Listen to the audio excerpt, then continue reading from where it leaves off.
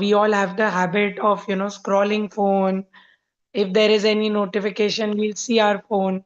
So I've started keeping my phone away and I try sleeping by 11.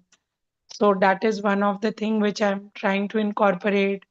Exercise, these two things. Yeah. That's great. That's great.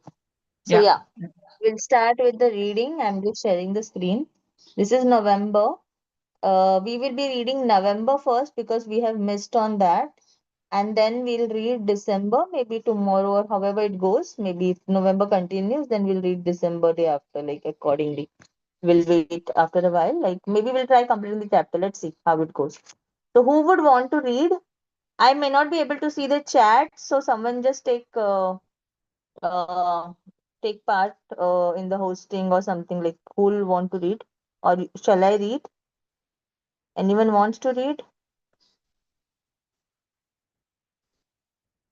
Okay, I'll just do one thing. I'll start and someone just join me after that, okay? So that we get going.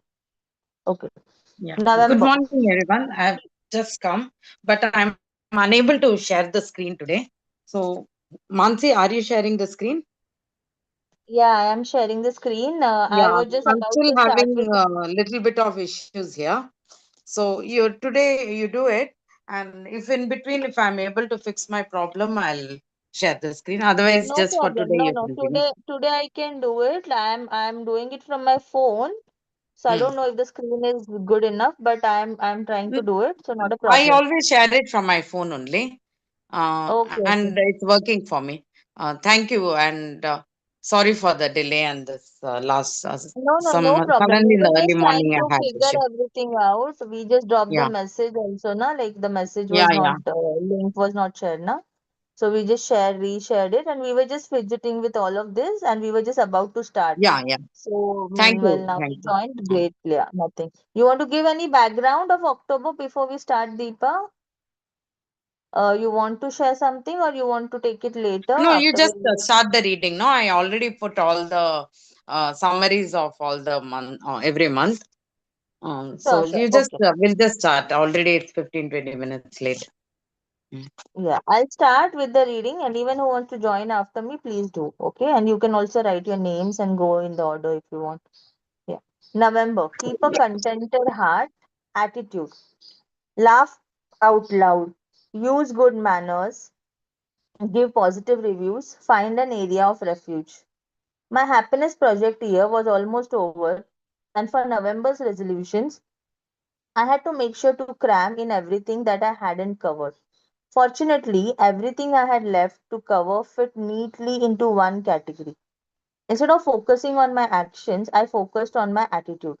I wanted to cultivate a light-hearted, loving, and kind spirit. If I could put myself into that frame of mind, it would be easier to stick to all my other resolutions. The British diarist Samuel Pepys reflected from time to time on the nature of happiness.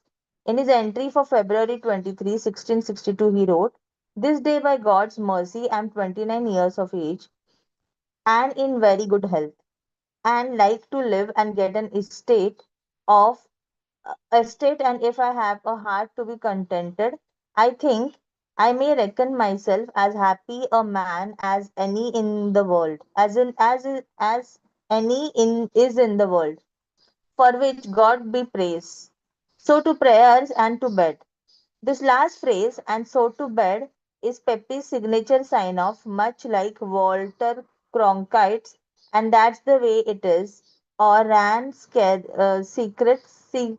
Seacrest out. I was struck by Pepys' inclusion of the qualifying phrase, "and if I have a heart to be contented." It was easy to pass over these words without realizing their tremendous importance. No one is happy who doesn't think himself happy, so without a heart to be contented, a person can't be happy. That's the fourth splendid truth. Did I have a heart to be contented? Well, no, not particularly. I had a tendency to be discontented, ambitious, dissatisfied, fretful, and tough to please. In some situation, it served me well because it kept me constantly striving to improve my work and achieve my goals. In most areas of my life, however, this critical streak wasn't helpful. When Jamie surprised me with a grand gardenia plant, my favorite flower, I first because it was too big. I was deeply annoyed when we came back from the hardware store with the wrong sized light bulbs. I just couldn't let it go. It's easier to complain than to laugh, easier to yell than to joke around, easier to be demanding than to be satisfied. Keeping a heart to be contented, I expected would help change my actions. I hit on several specific aspects of my attitude that I wanted to change. First, I wanted to laugh more. Laughing more would make me happier and it would also make the people around me happier. I'd grown more somber over the last several years. I suspected that I didn't laugh or even smile very much. A small child typically laughs more than 400 times each day, and an adult 17 times. Oh, what a difference. I wondered if it hit even that number most days. Along with a more humorous attitude, I wanted to be kinder. I'd considered kindness a respectable but bland value, in the same dull class as reliability and dutifulness. But researching Buddhism with its emphasis on loving kindness had convinced me that I had overlooked something important. I wanted to practice loving kindness, but it was such a vague goal, easy to applaud but hard to apply. What strategies should remind me to act with loving kindness in my ordinary day? I decided to start with a basic resolution to improve my manners, which weren't as good as they should have been. Not just my table manners, those who weren't great either. Though those weren't great either, but my actions to show consideration for others. Perhaps mere politeness wouldn't engender loving kindness in me, but acting politely would at least give me the appearance of possessing that quality, and perhaps appearance would turn into reality. I wanted to lose my New York City edge. Whenever I go home to visit my parents, I notice that Midwesterners really are more friendly. In Kansas City, people seem less hurried and they are less hurried. A study showed that New York has the country's fastest walking pedestrians. Clerks in stores are more helpful and chatty. Drivers give pedestrians a lot of space on the street. In New York, they practically nudge you out of the way with their bumpers. Instead of moving fast and speaking curtly, I wanted to take the time to be pleasant. Also, I wanted to stop being so critical, so judgmental, and finicky. When I was growing up, my parents placed a lot of emphasis on being positive and enthusiastic to the point that my sister and I sometimes complained that they wanted us to be fake. Now I'd grown to admire my parents' insistence on banning sarcasm and politeness negativity and pointless negativity. It made for a much nicer household atmosphere. Finally, as a way to help myself stay serene and cheerful, I resolved to discipline myself to direct my thoughts away from subjects that made me angry or irritable.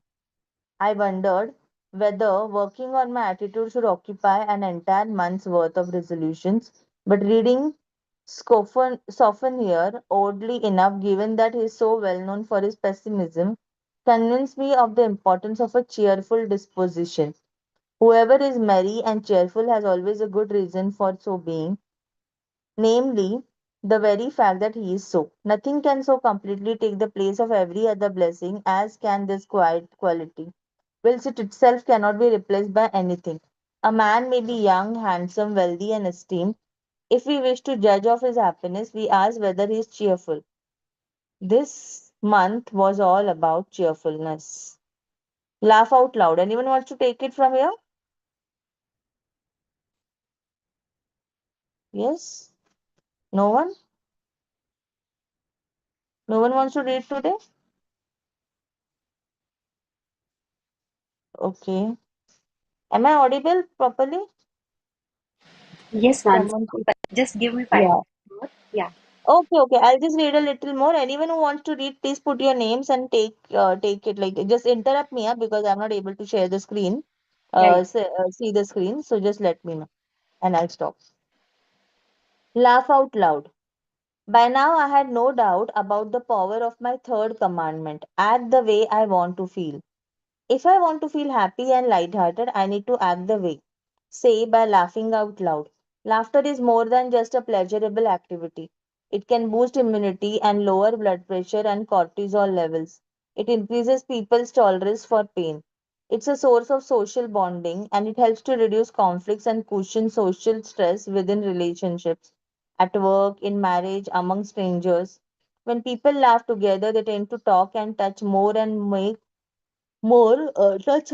to make eye contact more frequently. I vow to find reasons to find things funny, to laugh out loud, and to appreciate other people's humor.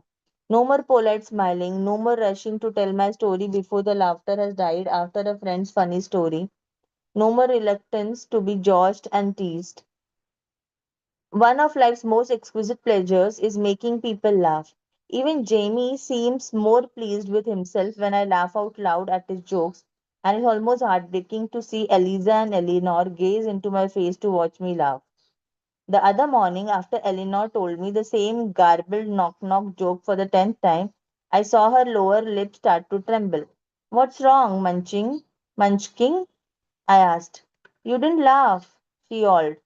Tell me again, I said. She did, and the next time I laughed. Most of all, though, I wanted to laugh out loud at myself. I took myself far too seriously.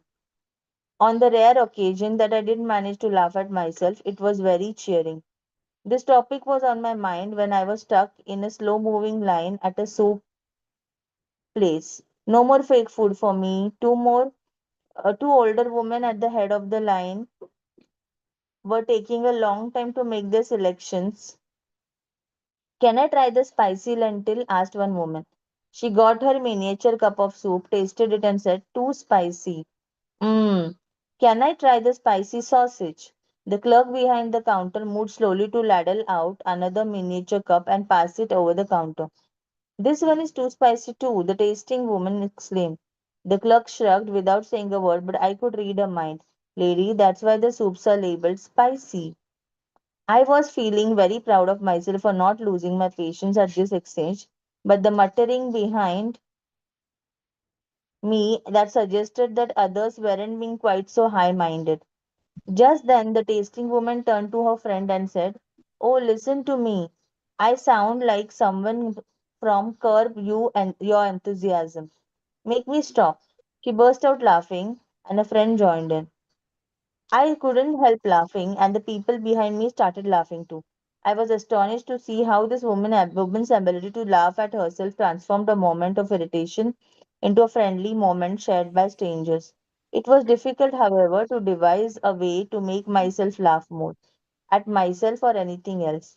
I couldn't figure out a clever exercise or strategy to get myself yucking it up. I considered watching a funny TV show each night or lining up a series of comedy DVDs to rent, but that seemed forced and time consuming. I didn't want to get stressed out about my laugh sessions. Was I really so humorless that I had to employ these extreme unspontaneous measures? In the end, I just reminded myself, listen and laugh. I slowed myself down to give people the big reaction they had craved. Yes, Mansi, I can go Chesterton. from here. Okay, I'll just finish this part. I don't know if it is Okay, getting okay, okay. fine, It's fine. not getting. No, no, it's long. It's good. Okay, I'll finish this part and then you take up, Soman. Yeah, yeah, yeah. Chesterton was right. It is hard to be light. Joking around takes discipline. It took willpower to listen to Eliza's endless, convoluted, convoluted riddles and to laugh at the punchlines. It took patience to give Eleanor the laugh she expected the millionth time she popped her head out from behind a pillow. But they were so tickled to get me laughing that their delight was a great reward. What started out as forced laughter often turned real. I also made an effort to pay more attention to things I found funny. For example, I'm very amused by the phrase that X is the new Y. So, for no reason other than I found it fun, I started a list, also keeping my resolution to forget about results. Sleep is the new sex, breakfast is the new lunch, Halloween is the new Christmas, May is the new September, vulnerability is the new strength, Monday is the new Thursday for making plans after work, three is the new two, number of children, 40s are the new 30s, and 11 is the new 13 age. Why did I find this so funny? No idea. I had the chance to laugh at myself when a book review mentioned the newly popular genre of non-fiction. Look at this, I said to Jamie, rattling the paper in his face. I'm part of a genre. And now not just a genre, but a stunt genre. Method journalism. What is stunt? Spending a year doing something. What's wrong with that? Thoreau moved to Walden Pond for a year. Well, for 2 years, but same idea. It makes my happiness project sound so unoriginal and dumb. I wailed. Plus, I'm not even the only one writing non-fiction about happiness. Unoriginal, dumb, and superfluous. Then I remembered I knew better. Feeling defensive and anxious wasn't the way to happiness. Laugh out loud, make fun of myself, act the way I want to feel, reframe. Oh well, I said, switching suddenly to a light-hearted tone. I'm part of a moment without knowing it. I miss the dot-com boom. I barely know how to use on an iPod. I don't watch Project Runaway. But for once, I managed to tap right into the Zeitgeist. I forced myself to laugh and I instantly felt better. Jamie started laughing too. He also looked quite relieved that he wasn't going to have to try to jolly me out on of a funk. Laughing out loud went beyond mere laughter. Responding with laughter meant that I had to give up my pride, my defensiveness, my self centeredness. I was reminded of one of the climatic moments in Saint Teresa's life, a moment when she decided to laugh out loud. Typical of the extraordinarily ordinary nature of Teresa's saintlessness, she pointed to a seemingly unremarkable episode at a turning point in her spiritual life. Every Christmas, she delighted in a ritual of opening the presents left in her shoes, the French version of hanging up stockings. But one year, when she was 14, she overheard her father complaining, well, fortunately, this will be the last year.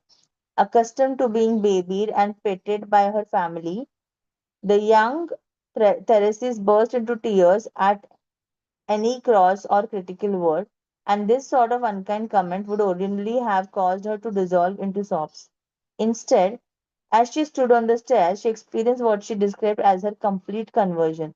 She forced back her tears, and instead of crying at her father's criticism, scorning his gifts, or sulking in her room, she ran down and opened the presents joyfully. Her father laughed along with her. Pharisee realized that the saintly response to her father's exasperation was to laugh out loud. Okay, Suman, you can take from me. Yeah. Thank you. Use good manners. As part of my research, I had taken the Newcastle Personality Assessor test, which I had found in Daniel Nettles' book Personality, and my results reminded me that I needed to work harder to use good manners. This test is short, just 12 questions, but purportedly provides an accurate assessment of an individual's personality using the Big Five model that has emerged in recent years as the most comprehensive, dependable, and useful scientific framework. According to this five-factor model, people's personalities can be characterized by their scores in five major dimensions. First is extroversion, that is response to reward. Second, neuroticism, response to threat. Third, conscientiousness, response to inhibition, self-control, or planning. Fourth, agreeableness, regard for others. Fifth, openness to experience, breadth of mental associations. I had always thought extroversion was basically friendliness, but according to this scheme, a high extroversion score means that people enjoy very strong positive reactions so that they consistently report more joy, desire, excitement, and enthusiasm. And although I had often thrown around the word neurotic, I had not quite grasped what it meant. Turns out that people with high neuroticism scores have very strong negative reactions: fear, anxiety, shame, guilt, disgust, sadness, very often directed at themselves. After answering the 12 questions, I totted up my score. Extroversion, low medium. Neuroticism, low medium. Conscientiousness, high. Agreeableness, low for a woman. If I were a man, I would be low medium. Openness to experience, high. The result struck me as quite accurate, as I had acknowledged to myself on the subway ride back in April. When I am in neutral, I am neither particularly joyful nor particularly melancholy. I am low medium. I am very conscientious. I was pleased to see that I scored high on openness to experience. I was not sure how I would do there. Most significant, I was not surprised by my low agreeableness score. I knew that about myself. When I mentioned to some friends that I had scored low on agreeableness, like true friends, they all cried as one. Surely not. You are very agreeable. I suspect that my friends, as evidenced by their loyal reaction, are more agreeable than I. Nothing, wrote Tolstoy, can make our life or the lives of others people more beautiful than perpetual kindness. Kindness in everyday life takes the form of good manners, and one way that my low agreeableness showed itself was in my thoughtless habits. I rushed past people on the sidewalk. I didn't often check to see if anyone needed my subway seat. I was not careful to say, you first, no, you take it, or can I help? In particular, to be more agreeable and kind, I needed to use better manners as a conversationalist. I was a know it all. A really interesting feature of Angela Thirkel's novels is that she sets them in Barsetshire, the imaginary English county described by Trollope.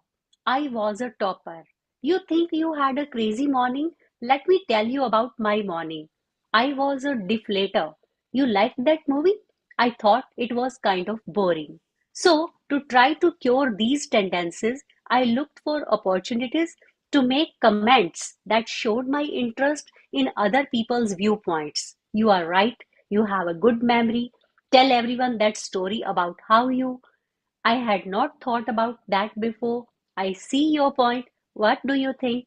Once I started focusing on my conversational style, I realized I had one particular characteristic that I urgently needed to control. I was too belligerent. The minute someone made a statement, I looked for ways to contradict it.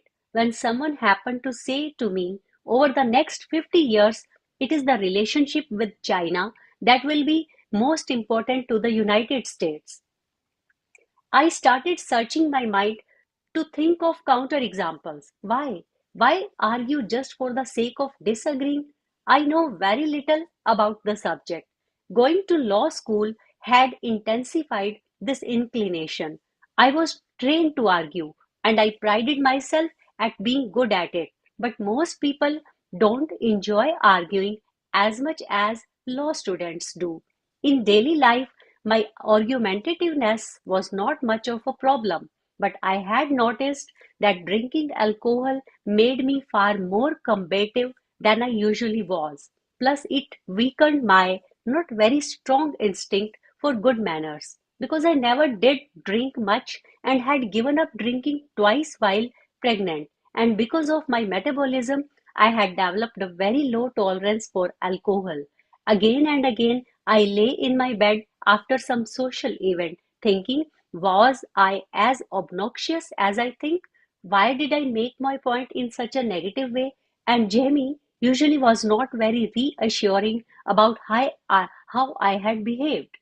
During this month, I was determined to get control of my combativeness. I might not have thought to accomplish this by quitting drinking, except that when Jamie stopped drinking because of his hepatitis C, I had cut back even further on my drinking to keep him company in abstinence. I found it such a relief to be drinking less that I decided to give up drinking practically altogether. A decision that was actually somewhat predictable because as I knew from my February research, the fact that Jamie gave up alcohol meant that I was 5 times as likely to quit drinking. Not drinking made me much happier. I had never particularly enjoyed the taste of beer or wine. I can't stand real liquor. I had never enjoyed the buzz of alcohol, and I had much rather spend the calories on eating rather than drinking. I did miss the idea of drinking. That is one thing I love about Winston Churchill. I love his zest for champagne and cigars. But as one of my secrets of adulthood says, what's the fun for other people may not be fun for you. I had to accept the fact that no matter how much other people enjoyed alcohol, and despite the fact that I wished I enjoyed it, it was not drinking was not fun for me. To the contrary, it was a source of bad feeling. Once I gave it up, mostly, I discovered another reason that drinking had made me rude. It made me sleepy. It was much easier to be polite and agreeable when I was not in an agony of exhaustion. And I had noticed in earlier months, it is easier to feel happier and use good manners when I make the effort to stay physically comfortable, to dress warmly, even when people make fun of my long underwear, double sweaters, or mugs of hot water, to snack more often. I seem to need to eat far more frequently than most adults do, to turn off the light as soon as I feel sleepy, and to take pain medication as soon as I have a headache. The Duke of Wellington advised, always make water when you can, and I followed that precept too. It was much easier to behave pleasantly when I was not shivering, scouting for a bathroom or my second glass of wine. Give positive reviews. I wanted to laugh more. I wanted to show more loving kindness, and I also wanted to be more enthusiastic. I knew that it was not nice to criticize, but it was fun. Why was it so deliciously satisfying to criticize? Being critical made me feel more sophisticated and intelligent. And in fact, studies show that people who are critical are often perceived to be more discerning. In one study, for example, people judged the writers of negative book reviews as more expert and competent than the writers of positive reviews, even when the content of both reviews was deemed to be of high quality. Another study showed that people tend to think that someone who criticizes them is smarter than they are. Also, when a person disrupts a group's unanimity, he or she lessens its social power. I have seen people exploit this phenomena. When a group is cheerfully unanimous on a topic, like the teacher is doing a great job or this restaurant is terrific, such a person takes the opposite position to deflate the group's mood. Being critical has its advantages, and what's more, it is much easier to be hard to please. Although enthusiasm seems easy and undiscriminating, in fact, it is much harder to embrace something than to disdain it. It is riskier. When I examined my reactions to other people, I realized that I do often view people who make critical remarks as more perceptive and more discriminating. At the same time, though, it is hard to find pleasure in the company of someone who finds nothing pleasing. I prefer the company of the more enthusiastic types who seem less judgmental, more vital, more fun. For example, one evening, as part of a surprise birthday party for a close friend, we went to a Barry Manilow concert because my friend loves Barry Manilow.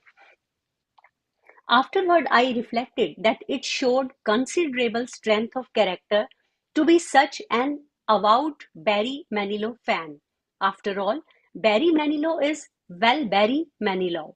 It would be so much safer to mock his music or to enjoy it in an ironic, campy way than to admire it wholeheartedly as she did. Enthusiasm is a form of social courage. What is more, people's assessments are very influenced by other people's assessments. So when my friend said, "This is terrific music," This is a great concert. Her enthusiasm lifted me up. I wanted to embrace this kind of zest. I steeled myself to stop making certain kinds of unnecessarily negative statements. I really don't feel like going. The food was too rich. There is nothing worth reading in the paper. Instead, I tried to look for ways to be sincerely enthusiastic. For example, one afternoon, at Jamie's suggestion, we left the girls with his parents while we went to a movie. When we came back to pick them up, my mother-in-law asked, "How was the movie?" Instead of following my inclination to say, "Well, not bad," I answered, "It was such a treat to go see a movie in the afternoon." That is a response that is much more likely to boost happiness, not only in her but also in me. Giving positive reviews requires humility. I have to admit, I missed the feelings of superiority that I got from using puncturing humor, sarcasm, ironic asides, cynical comments, and cutting remarks. A willingness to be pleased requires modesty and even innocence, easy to deride as mawkish and sentimental. For the first time, I appreciated the people I knew who were unfailingly ready to be pleased. A prayer attributed to Saint Augustine of Hippo includes the line, "Shield your joyous ones. Tend your sick ones, O Lord Jesus Christ. Rest your weary ones, bless your dying ones. Soothe your suffering ones, pity your afflicted ones, shield your joyous ones, and all for your love's sake." At first, it struck me as odd that among prayers for the dying and suffering is a prayer for the joyous. Why worry about the joyous ones? Once I started trying to give positive reviews, though I began to understand how much happiness I took from the joyous ones in my life and how much effort it must take for them to be consistently good tempered and positive. It is easy to be heavy, hard to be light. We non-joyous types suck energy and cheer from the joyous ones. We rely on them to buoy us with their good spirit and to cushion our agitation and anxiety. At the same time, because of a dark element in human nature, we are sometimes provoked to try to shake the enthusiastic, cheery folk out of their fog of illusion, to make them see that the play was stupid, the money was wasted, the meeting was pointless. Instead of shielding their joy, we blast it. Why is this? I have no idea. But that impulse is there. I wrote about this prayer on my blog, and several readers who identified themselves as joyous ones responded.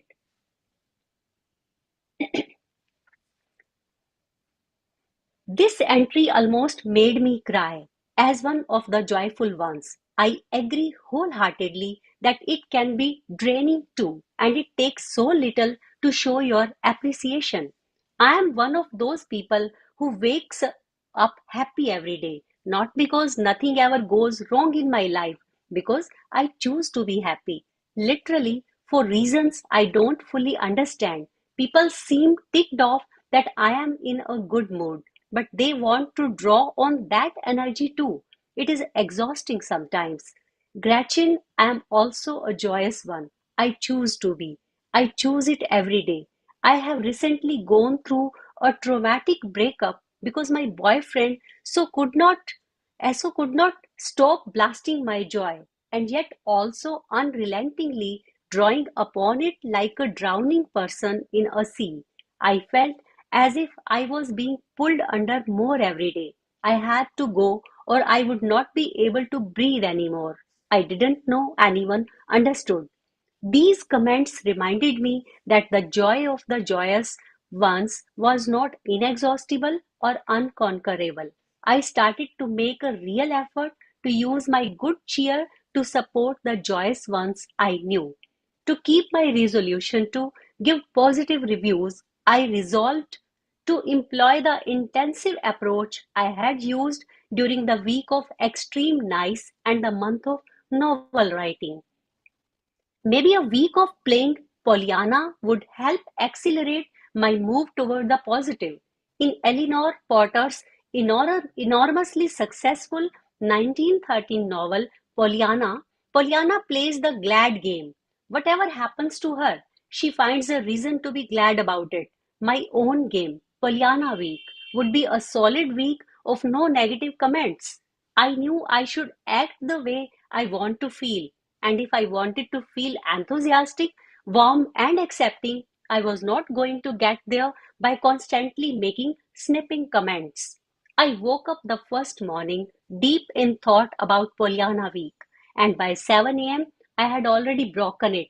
Practically, the first thing I said to Jamie was to chide him.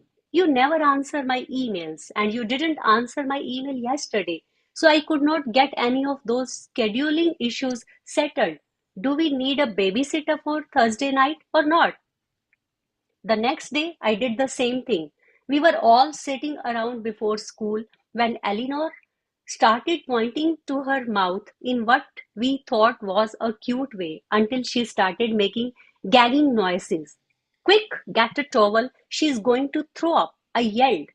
Aliza darted into the kitchen, but she still had not emerged when Eleanor began behaving half digested milk all over herself, me, and the furniture. Jamie, go get a towel. He had been sitting mesmerized by the sight. By the time they both rushed back from the kitchen with dish towels, Eleanor had finished throwing up, and she and I were wallowing in a big, yucky mess. Folks, that was not the fastest action we could have had. I scolded. We could have saved a lot of trouble if you had been faster with those towels. Why did I throw out a negative comment? It added to the general loss of morale without making any useful point. One lesson that Pollyanna Week taught me was that I could usually make my point even if I was critical in a positive way. For example, I broke Pollyanna Week during a game of Finders Keepers with Eliza. The point of Finders Keepers is to accumulate the most tiles. Can I trade my baseball cap tile for your butterfly tile? Aliza asked after one round. Okay, we played another round. Can I trade my glove for your flower? Okay, we played another round. Can I trade my football for your ice cream sundae? I had been getting increasingly annoyed, Aliza. It is tiresome when you keep trading tiles, I told her. Just keep what you get, and you can trade them at the end. You get what you get, and uh, you don't get upset. All right, she said cheerfully. Only later did I realize that I could have phrased my request without criticism. The game is more fun when we keep it moving fast. Can we trade at the end? That night, I did a better job, largely because I was so tired that I went to bed at 9. Being asleep is a great way to avoid being critical. But when I said to Jamie, I am so exhausted that I am going to bed now, was that a complaint or a statement of fact? It counted as a complaint. I should have found a positive way to phrase it. Going to bed sounds so great to me that I think I am going to turn out the light early. On a big challenge of Pollyanna Week was remembering to keep my goal uppermost in my mind. During the activities of the day, I forgot my resolution. So, borrowing from some of the mindfulness strategies I had tried in October, on the third morning, I started wearing a wide orange bracelet for the rest of Pollyanna Week as a constant reminder of my goal to make only positive comments. The bracelet worked fairly well, except that once I caught myself complaining to a friend that the bracelet was too heavy and clunky. So much for reminding me to make only positive comments. But I did have moments of triumph. I didn't complain about our loss of internet service. I didn't grouse when Jamie baked 3 rich desserts in 3 nights. When Aliza accidentally ran Eleanor's stroller into the kitchen wall, where it made a dark mark. I let it go without making a fuss. And when Eleanor grabbed my lipstick off the counter, then dropped it into the toilet. I said, well, it was an accident. During Pollyanna week, I never did manage to go an entire day without a negative comment, but I nevertheless declared it a successful exercise. Though 100% compliance was an impossible ambition, making the effort jolted me into an awareness of my usual attitude. The effect of Pollyanna week lingered long after the week was up. Yes, someone else want to read? I'll just check how much is there for this chapter to end. If it's actually it's just little, we'll just finish off. Okay, okay, I'll go on. Just a little bit. No one wants to read? Anyone? Mansi, I have a Shall, bad shall I? day, so otherwise I would have Shall I? definitely taken Yeah, up. please. Yeah. No problem, no problem. Whoever wants to and can, not an issue. Yeah, I can. I can read. Yeah, go on, go on.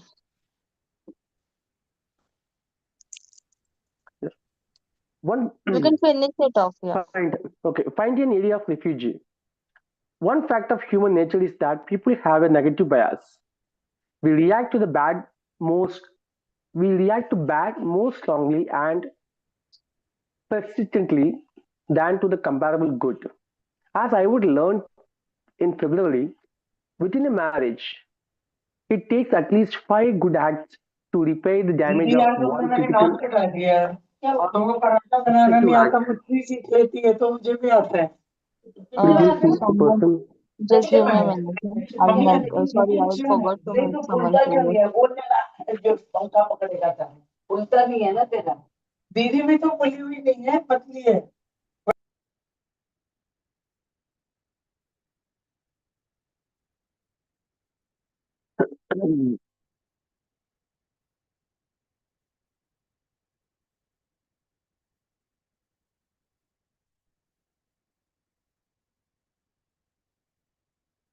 Okay. Within a marriage, it takes at least 5 good acts to repair the damage of one critical or destructive act. With money, the pain of losing a certain sum is greater than the pleasure of gaining the sum. Hitting the bestseller list with 40 ways to look at Winston Churchill thrilled me less than a bad review upset me. One consequence of the negativity bias is that when people's minds are unoccupied, they tend to drift to anxious or angry thoughts. And rumination, dwelling on slight, unpleasant encounters, and sad events, leads to bad feelings. In fact, one reason that women are more susceptible to depression than men may be their greater tendency to ruminate. Men are more likely to distract themselves with an activity.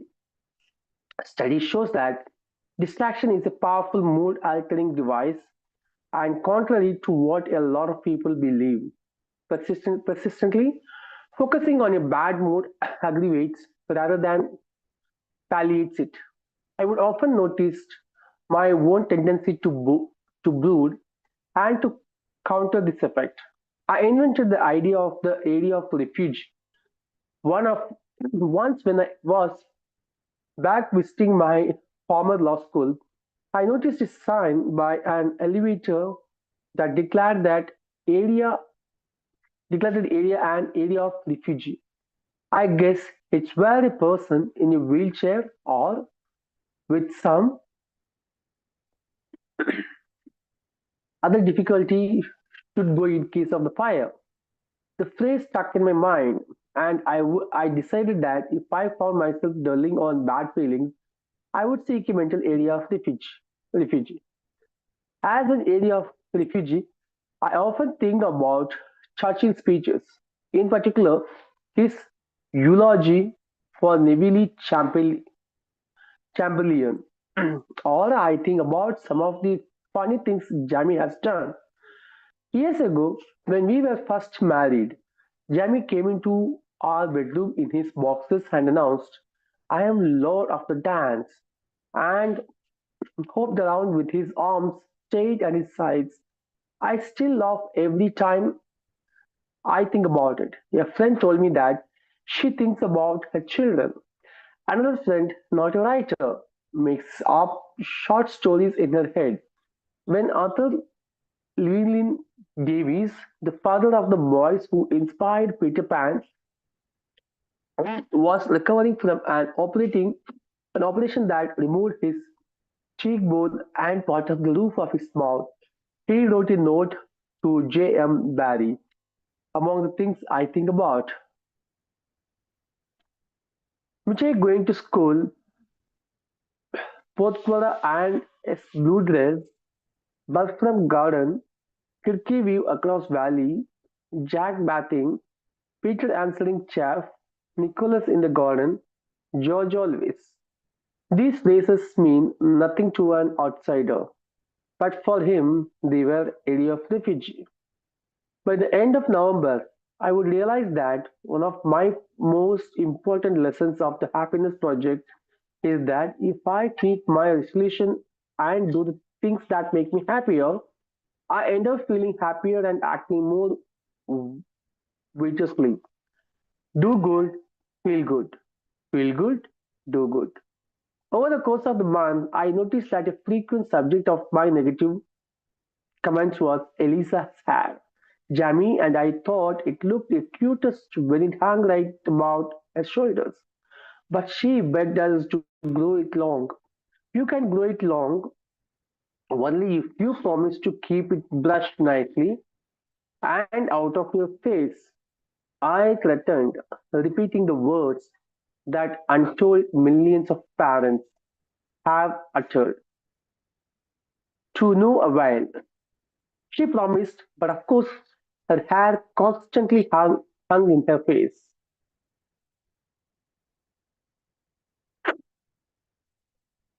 Elisa, brush your hair. It's all messy. Elisa, you have got the dreaded middle part you have on the side. Elisa, get a ponytail holder or a barrette. You need to pull your hair back. Elisa, you can't possibly tell me you have already brushed your hair. This criticism was no fun of her and no fun for me. I wanted to change this pattern, so the next time I wanted to set about her hair, I said, bring me a brush.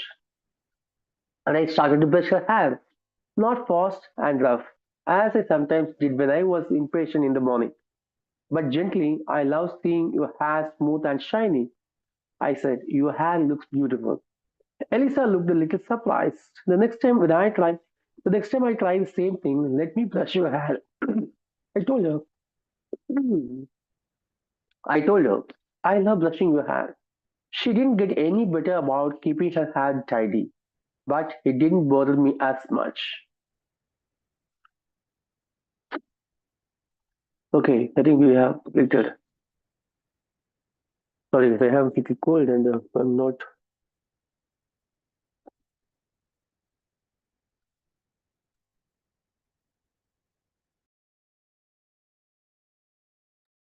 So, are we done with our November reading now?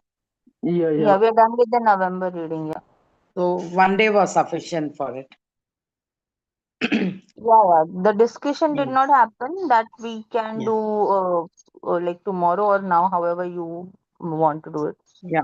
Is if everyone wants and they can participate in the discussion. I put up a short summary in the group. You can use the AI also, or if you have any reflections, anyone. I would We have put the summary ask. of November. We did not take it now. Yeah, you can put another one also if you want. I No, want no, Shruti to speak something because she has shown most interest in this book. So, Shruti, do you have anything to say?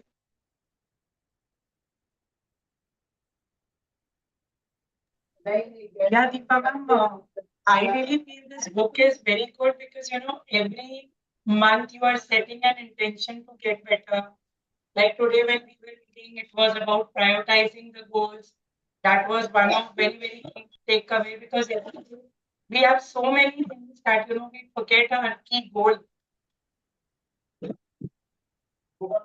Yes. Yeah, but I think there were lot of takeaways in today's chapter, and I would be reading it one more time. So, like, Yeah.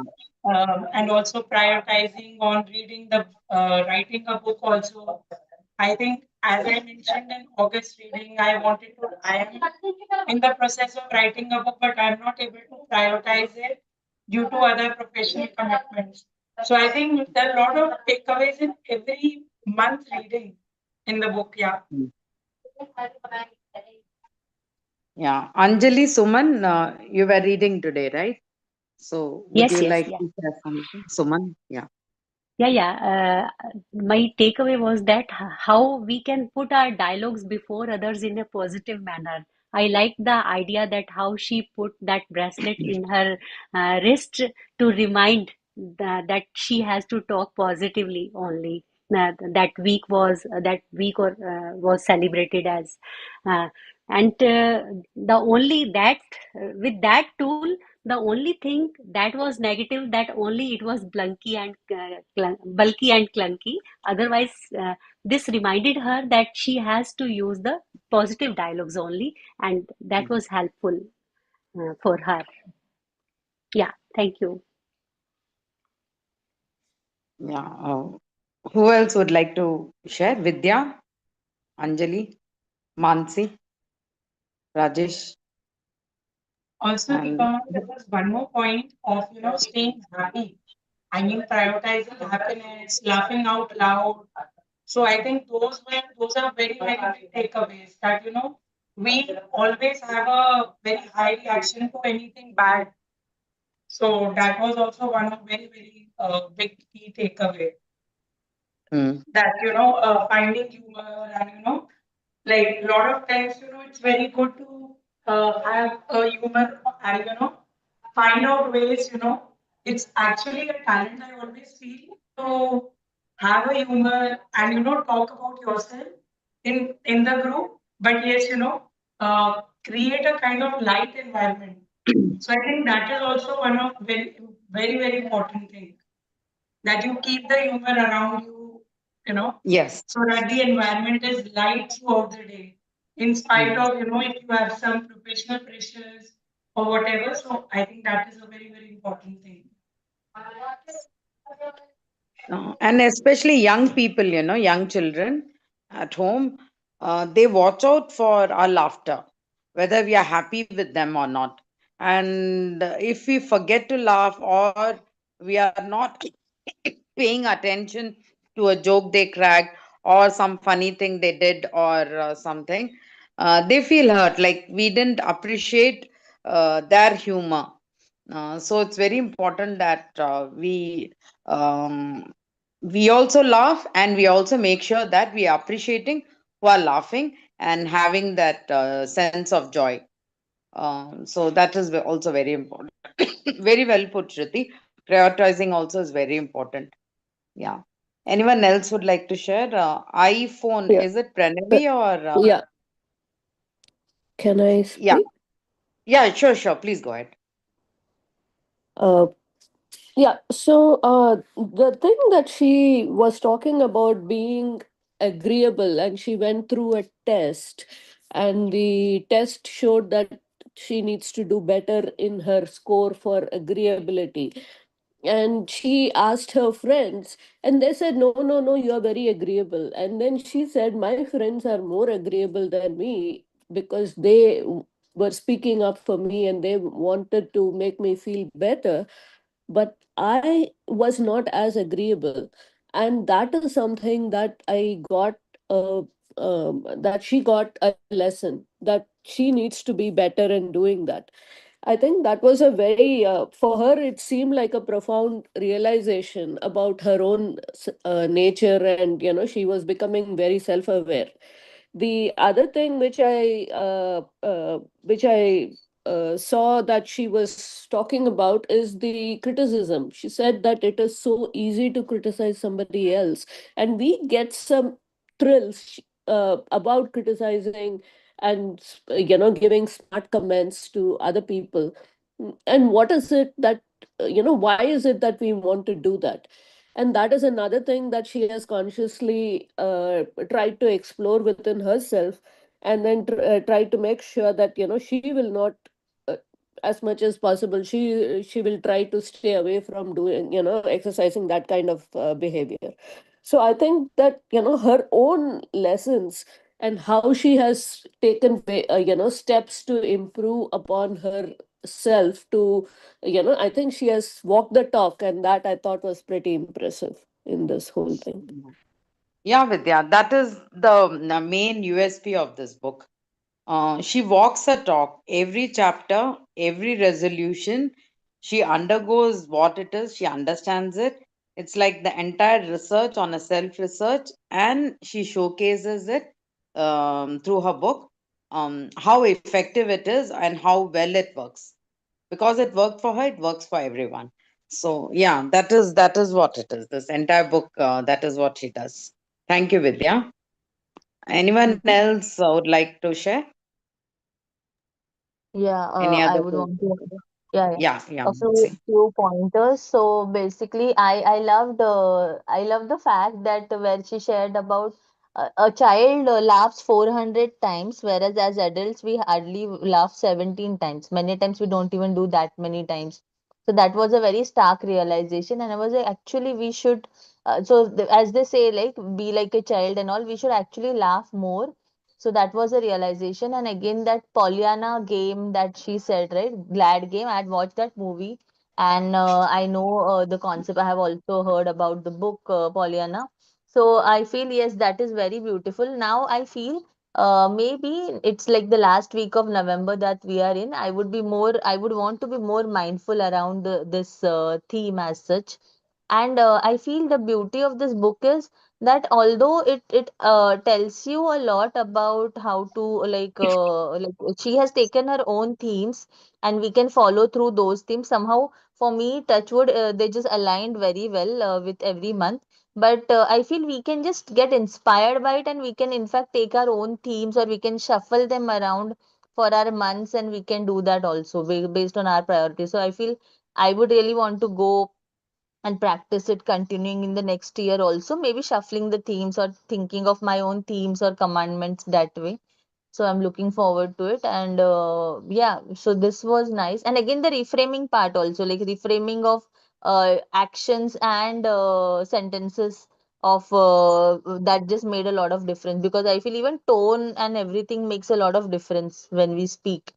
So, so yeah, that was everything was very nice. Thank you for taking it up. Yeah. Anyone else? Yeah. I'm done.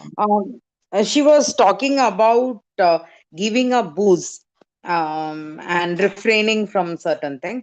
So how we can look at it is, certain bad habits, certain food which is not healthy for us, or certain habits which are not healthy, we give it up.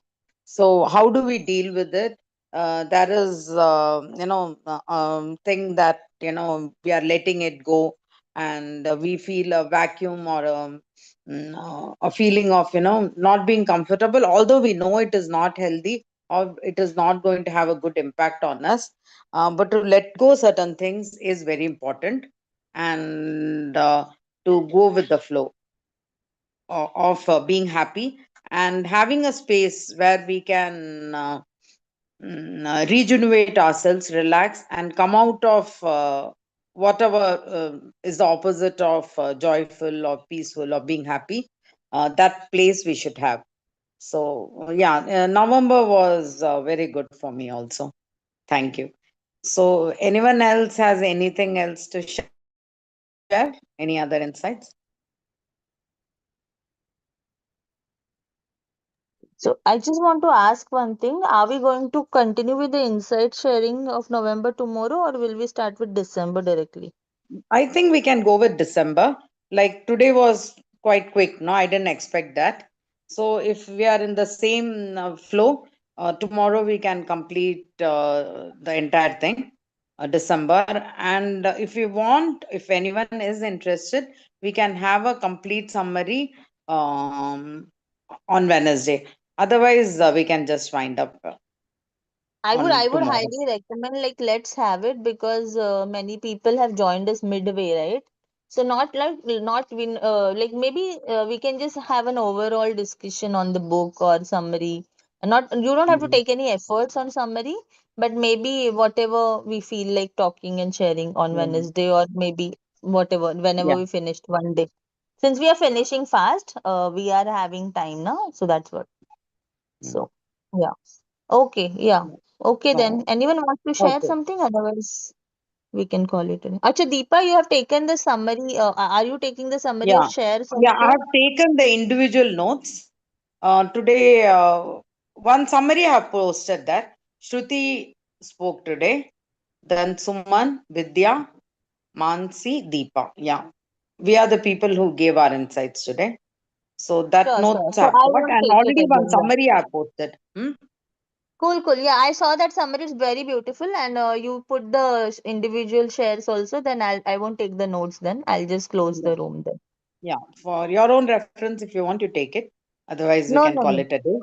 Thank you no, no, for no. taking up Thank this. I you. don't know what happened with my thing today. No I'm issues, not no very issues. tech savvy. Suddenly something goes wrong means I can't fix it immediately. Yeah, No tomorrow I'll problem, be no on. problem. That is the Yeah, reason I just called to check. If yeah. you're But joining so as you hard, saw, then you no, I take couldn't more hear time. you. I couldn't hear you. Yeah, I got it. Maybe I got it. Not a problem. Yeah. something, these gadgets and all, no, I Actually, sometimes. even I saw your message very late, like in the like just Mm, before starting the meeting. mm. Like in fact, after starting the meeting room, I just saw like